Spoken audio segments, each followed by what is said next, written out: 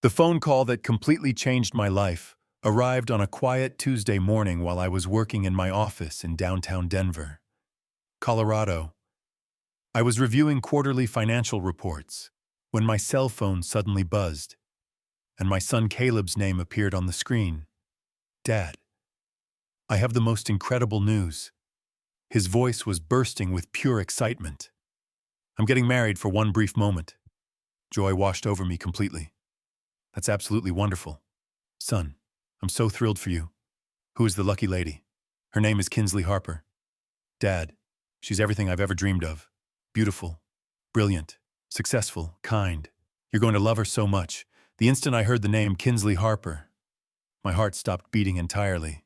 That name belonged to the woman who had walked into my Colorado Springs office exactly 10 years earlier, convinced me to invest $4 million in a luxury mountain resort development that never existed, and then disappeared the moment the money left my account.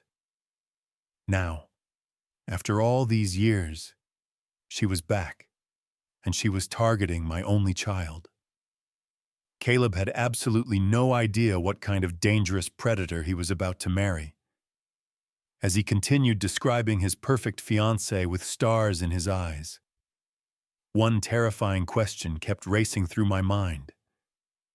How could I possibly protect my son from a nightmare he refused to see? If you're watching this story, please subscribe to the channel, like button, and tell me in the comments where you're listening from.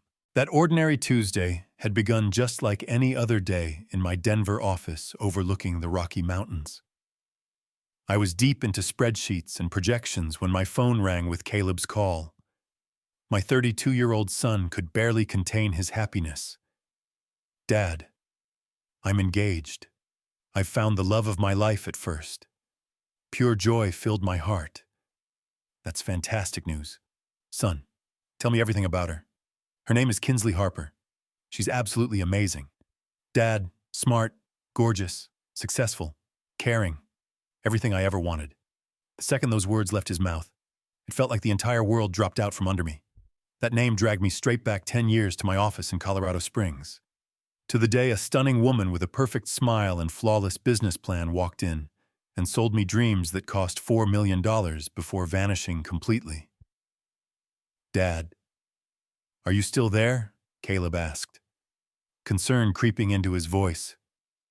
I forced myself to sound calm and happy. "Yes. Son, that's incredible. When do I get to meet her?" "How about dinner this Friday at the Broadmoor 8 o'clock? Perfect. Dad, I can't wait for you to see how happy she makes me." I hung up the phone and stared out at the snow-capped peaks, my blood turning to ice.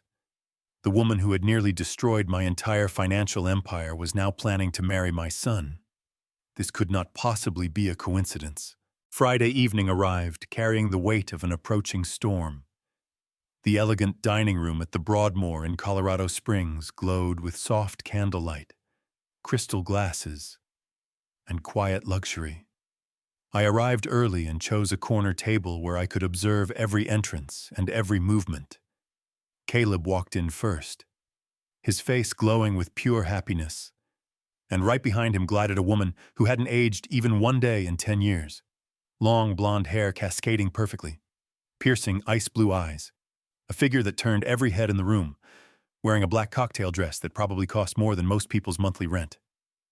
Caleb embraced me warmly before turning to his fiancée.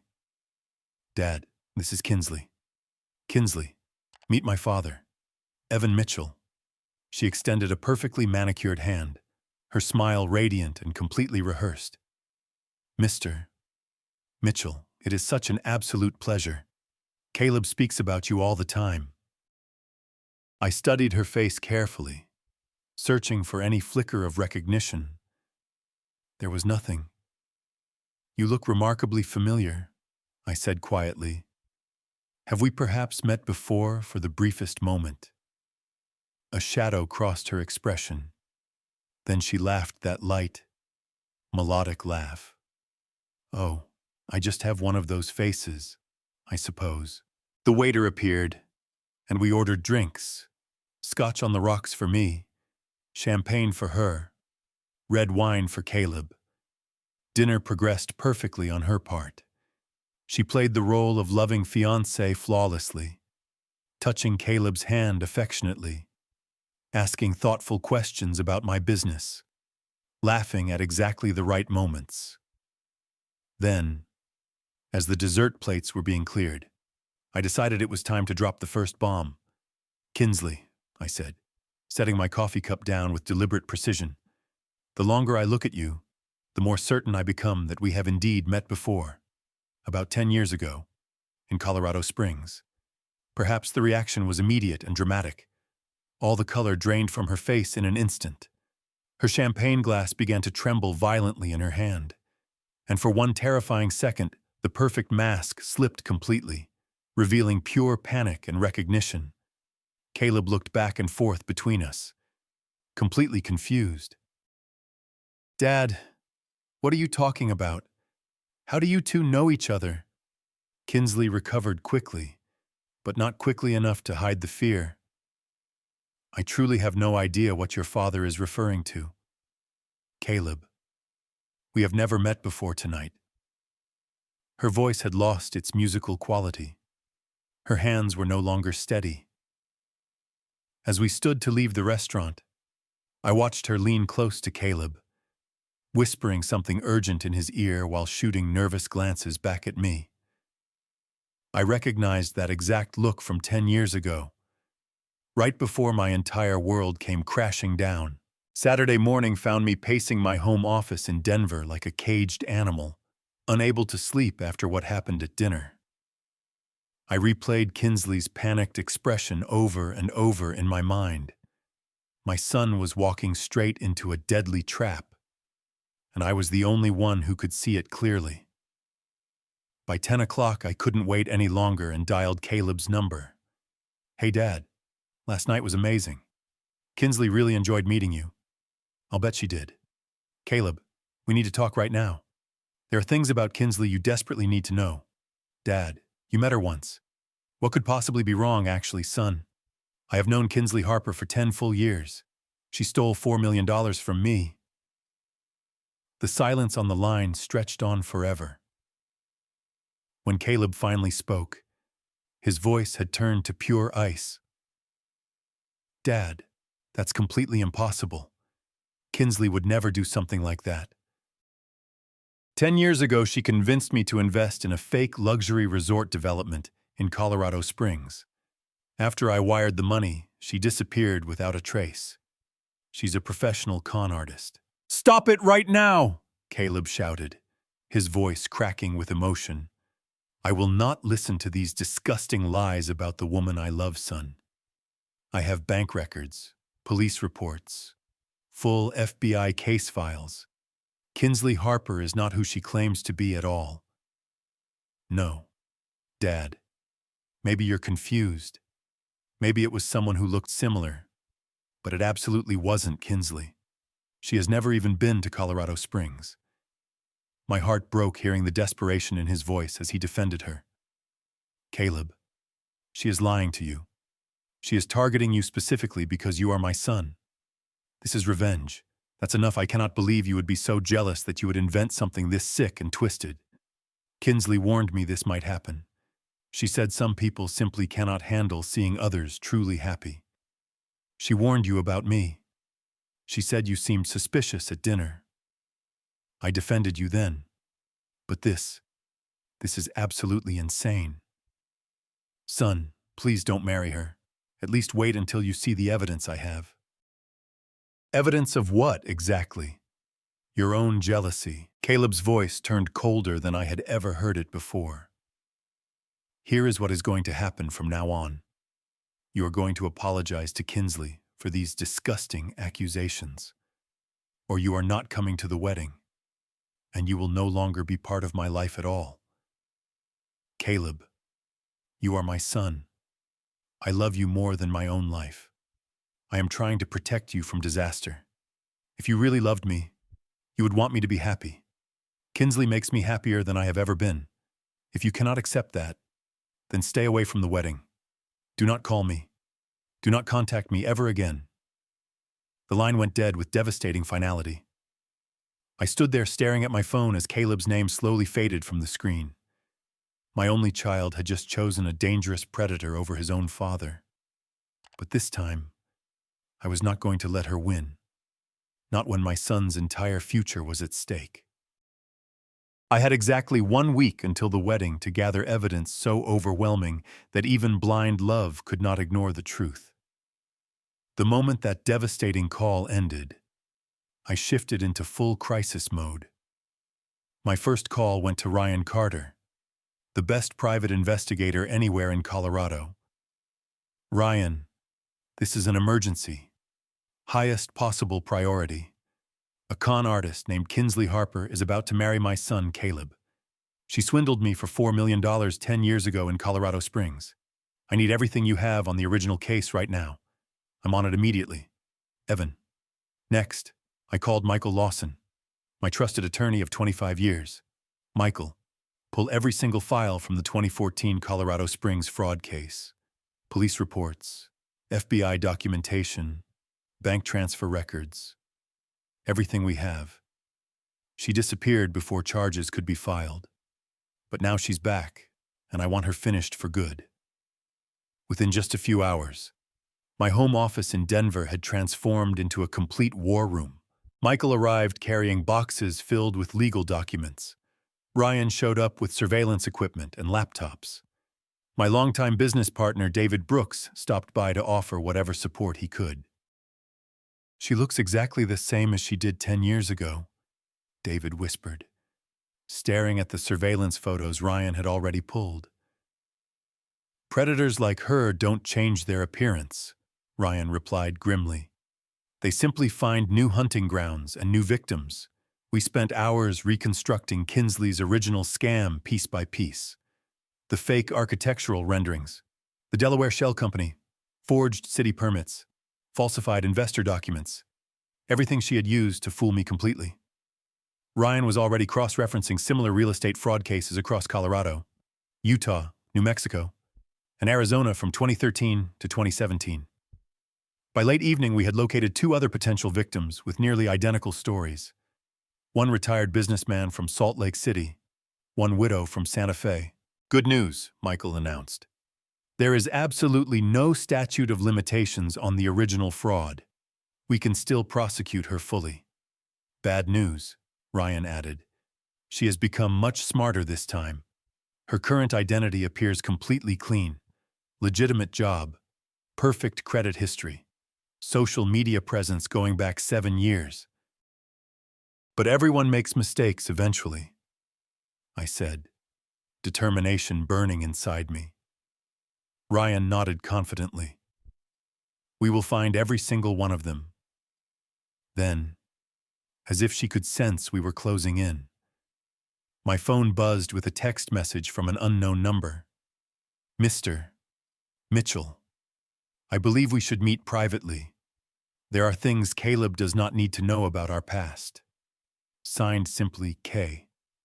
I showed the message to the entire team immediately. She's making her first direct move, Michael said, his voice low and serious. The real battle had only just begun. 2 days after receiving that chilling text, Kinsley called me herself, her voice soft, sweet, and carefully vulnerable. Mr. Mitchell, I have been thinking about our dinner conversation, and I truly believe there has been a terrible misunderstanding. I kept my tone completely neutral.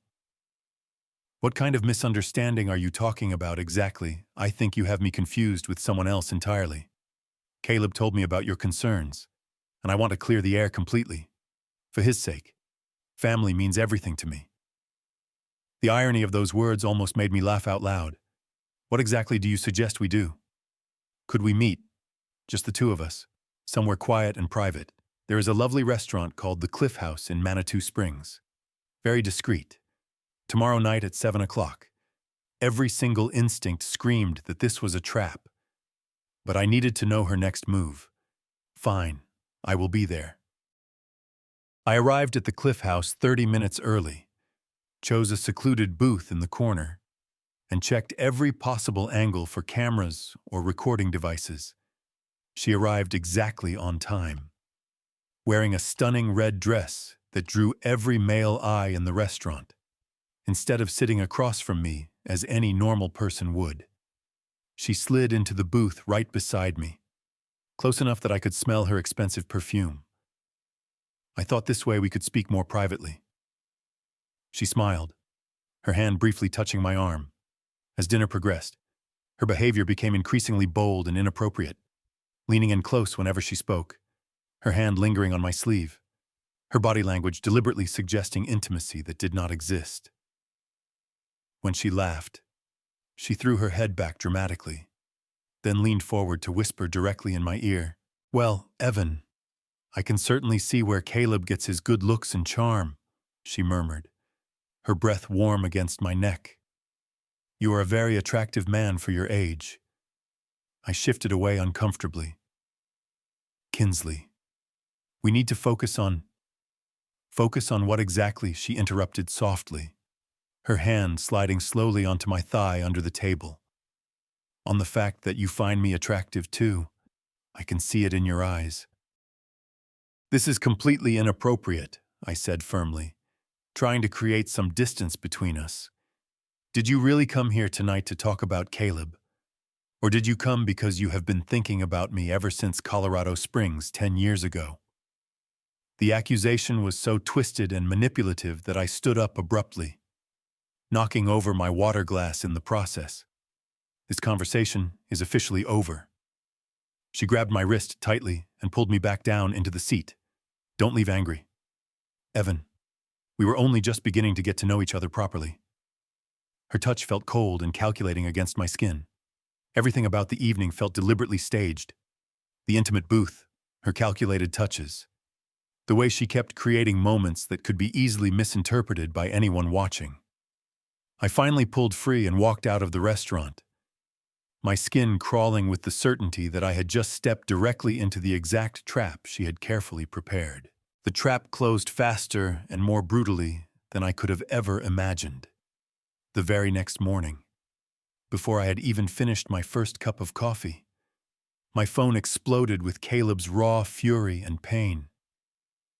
"How could you do this to me, Dad? How could you betray me like this?" His voice cracked with heartbreak. "Caleb, please slow down. What exactly are you talking about?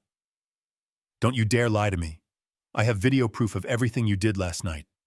My blood turned to ice in my veins. "Video?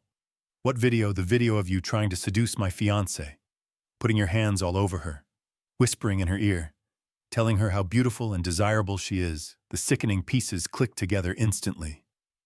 The intimate booth, her deliberate positioning, her calculated touches. Everything had been theater for a hidden camera I never noticed. "Caleb, whatever you think you saw, it is not what actually happened." She set me up completely. "Set you up?" Caleb laughed bitterly through obvious tears.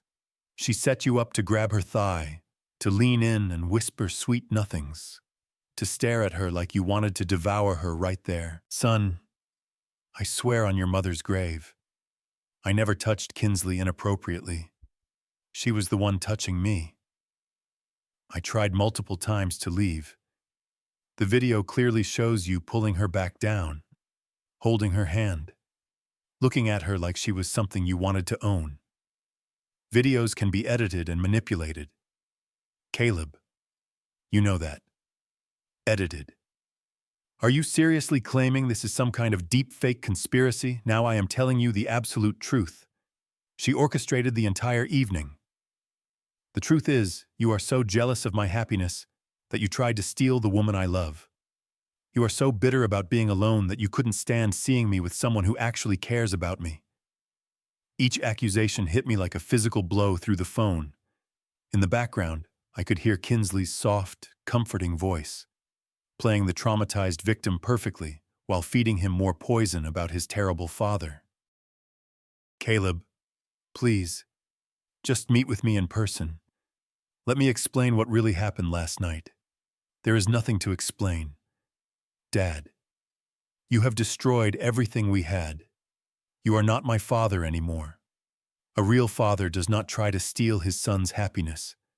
The line went dead, and in that single moment, I lost everything that mattered most in my life. If Kinsley believed that devastating phone call would finally break me, she had gravely underestimated a father's love and determination. The instant the call ended, I shifted from overwhelming grief to pure, calculated fury. She had played her most vicious card, but every manipulation leaves evidence behind. I called Ryan Carter immediately. "Ryan, emergency. Bring Dr. Sarah Ellis, the top forensic video analyst in the entire state. We need her here right now." Within 2 hours, my living room had become a full digital war room. Dr. Ellis connected her equipment while I explained every detail of the dinner at the Cliff House. "The restaurant has security cameras covering every corner," Ryan said, already making calls to his contacts. 30 minutes later, he returned with a USB drive containing the complete security footage from the previous night.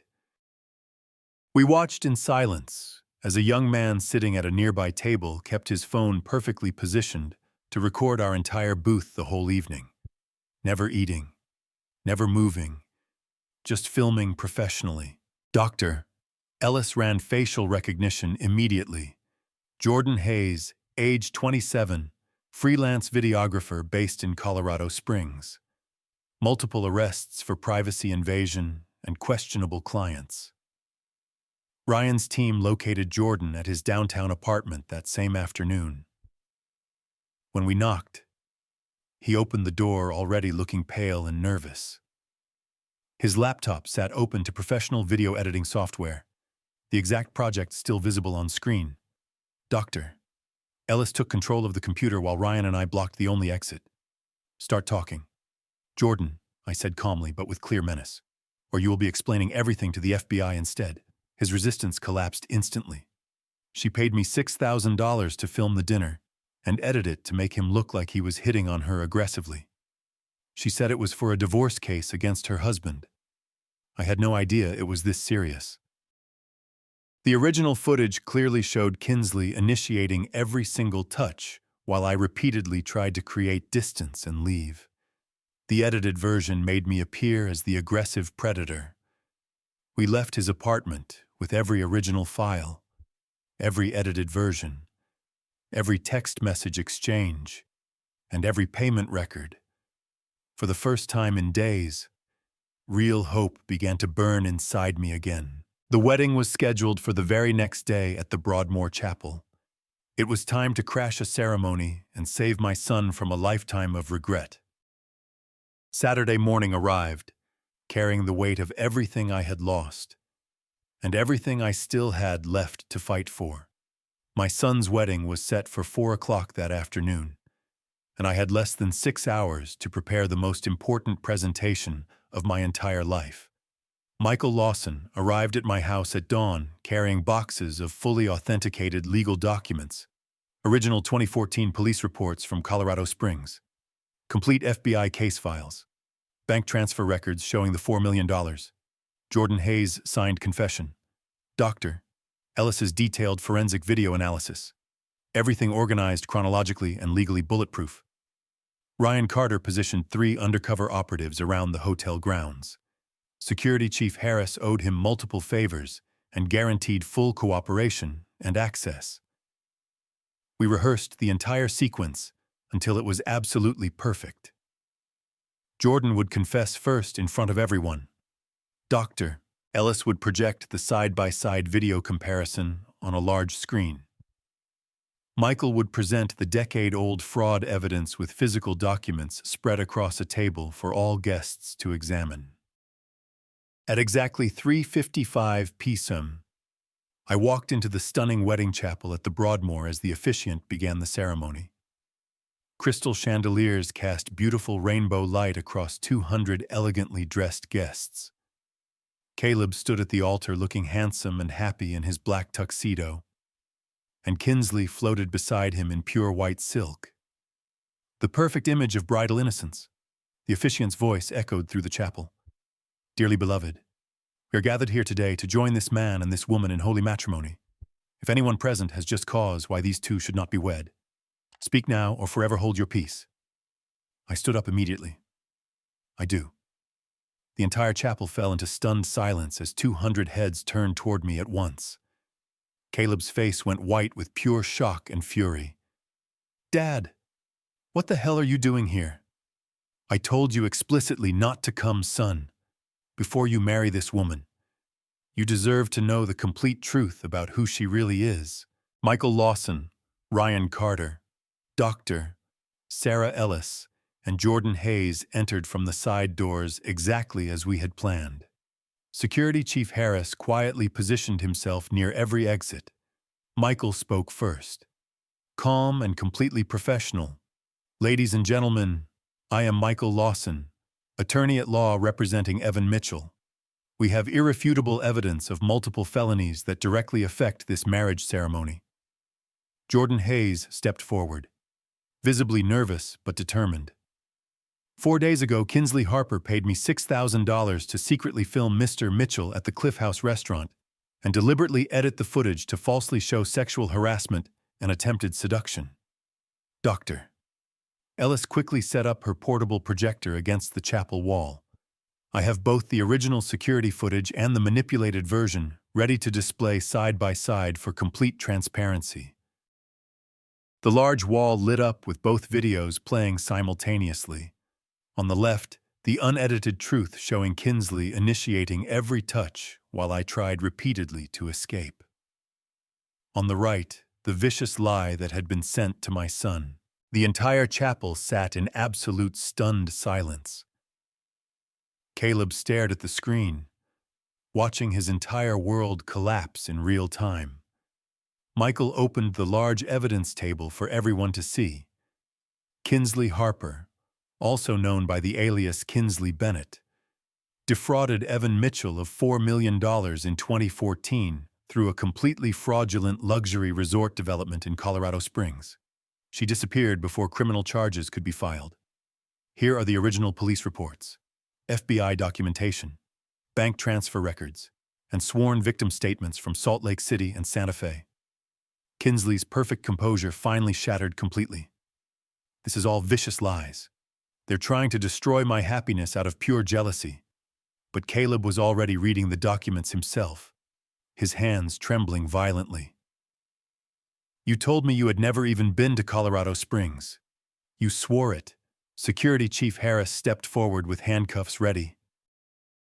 Kinsley Harper, you are under arrest for fraud, conspiracy, identity theft, and violation of active federal warrants. As the cold metal cuffs clicked shut around her wrists, Kinsley's beautiful mask fell away completely, revealing the ice-cold predator underneath. You think you have won anything here, she snarled directly at me. You have lost your son forever. He will never forgive you for humiliating him like this in front of everyone he knows, but Caleb was already walking toward me, tears streaming down his face in rivers. Dad, I am so sorry. I should have listened to you. I should have trusted you from the beginning. I opened my arms wide and held my son tightly as he completely broke down, sobbing. It's okay. Caleb, everything is going to be okay now. You are safe, son. You are finally safe. The chapel erupted into shocked conversations and camera flashes as police led Kinsley away, still wearing her wedding dress. 10 years of carefully planned revenge collapsed completely in 15 minutes of pure, undeniable truth. The aftermath unfolded like ripples across a vast pond after a stone has been thrown. Within hours, news crews and reporters gathered outside the Broadmoor, drawn by reports of a dramatic fraud exposure at a high society wedding. Social media exploded with cell phone videos of Kinsley being led away in handcuffs. But I barely noticed any of the chaos. My entire focus was on the broken young man sitting beside me in the hotel's private lounge, still wearing his wedding tuxedo but looking completely devastated. I feel so incredibly stupid. Dad, Caleb whispered, voice barely audible. How could I not see what she really was? How could I choose her over you? Manipulators like Kinsley are true professionals. Son, they study their targets for years, learn every weakness, and exploit them with absolute precision. You are not stupid. You fell in love with a lie that was carefully crafted to be perfect. Over the following weeks and months, Caleb and I spent countless hours talking, really talking, for the first time in years. He opened up about Kinsley's gradual isolation tactics, how she slowly turned him against friends who expressed even mild concern, how she made him feel guilty for maintaining any close family relationships. She made me feel like I was the luckiest man alive, Caleb admitted one evening. Like someone that perfect could never truly love someone like me unless I constantly proved myself worthy every single day. Real love should never require constant proof. Son, real love accepts you exactly as you are, flaws and all. The legal proceedings moved forward swiftly and decisively. Michael Lawson worked closely with federal prosecutors to build an ironclad case. During the trial, 3 additional victims came forward: a retired businessman from Salt Lake City, a widow from Santa Fe, and a young entrepreneur from Phoenix, all with nearly identical stories of being swindled by the same woman. Kinsley Harper, real name Kinsley Bennett, was convicted on multiple counts of fraud, identity theft, and conspiracy, and sentenced to 18 years in federal prison with no possibility of parole for the first 7 years. As the judge read the final sentence, she showed absolutely no remorse, only cold, calculating hatred glaring in my direction. Caleb threw himself into intensive therapy, working hard to understand how he had been so completely manipulated and learning to trust his own judgment again. The hardest part, he confessed months later, is accepting that none of it was ever real. Every "I love you," every shared dream, every tender moment, it was all just performance designed to control me completely. But healing came gradually, day by day, step by step.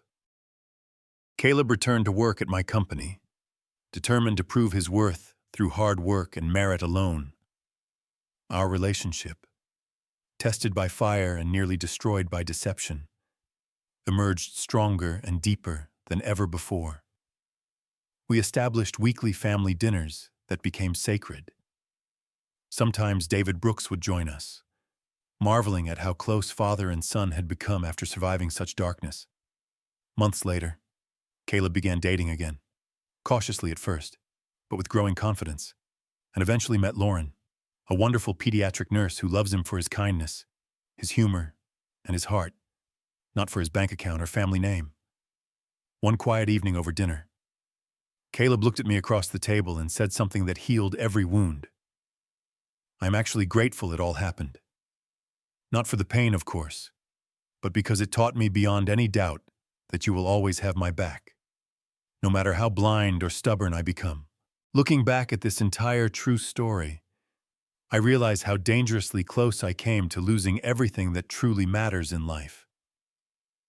Don't ever make the same mistakes I almost made permanently. When someone who loves you unconditionally warns you about real danger, listen with an open heart instead of a closed and prideful mind. When love begins to feel like a constant performance you must earn every single day, step back and ask yourself why. When someone deliberately tries to isolate you from the people who have always supported you, that is never love. That is control disguised as romance. Family is the greatest gift any of us will ever receive. Protect it with everything you have. Fight for it with everything you are. My son is now safe. Our bond is completely unbreakable, and together we learned the most valuable lesson of all. No con artist, no manipulation, no lie, however beautiful, can ever destroy true, unconditional love between a father and a son when that love is strong enough to fight for the truth. If you like this story, please like this video, subscribe to the channel, and share your impressions of this story in the comments.